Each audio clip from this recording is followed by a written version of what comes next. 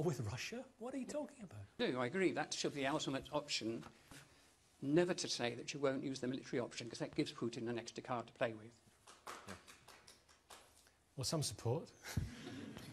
So it's Jeremy Corbyn MP. This is pretty worrying stuff, isn't it? But then we have a man who has basically breached international treaties and has moved into another country. Well, what my colleagues there were saying seems to me like a recipe for war and incredibly dangerous. I am not supportive of...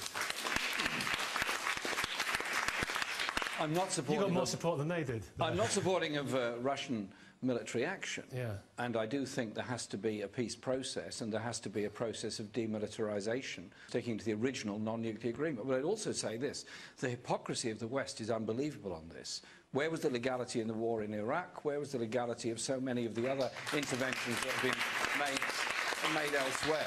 But the idea that we should move the whole thing in rhetoric towards some kind of military war against Russia seems to me an absolute disaster. I think we are indeed in a potential pre-war situation. It's not just a threat to European security in general. But I think the wider issue is that the EU has got very close to NATO. NATO has been pushing very hard to expand eastwards. Inevitably, Russia is going to get very nervous if NATO sets up bases all around its borders. That, in turn, encourages Russian militarism. It seems to me there's a terrible danger of a rush to a combination of an economic and a military war, and goodness knows what the consequence of that will be.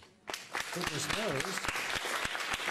Well, the UN, clearly, if it takes a one-sided decision, is going to get vetoed by somebody, so clearly it cannot take that. Therefore, it falls to the UN to try and bring the sides together and pursue a process of demilitarisation. But I'm quite alarmed by the way in which the NATO General Secretary seems to be ramping up the ante all the time. It's not his job to go around promoting wars. He's meant to be answerable to a number of different governments. He appears to be behaving as though he's some free agent that could say and do what he likes and develop this very, very dangerous scenario. Let's try and de-escalate, demilitarise and bring about some kind of dialogue and peace process which will guarantee a peaceful future for those people and for Europe.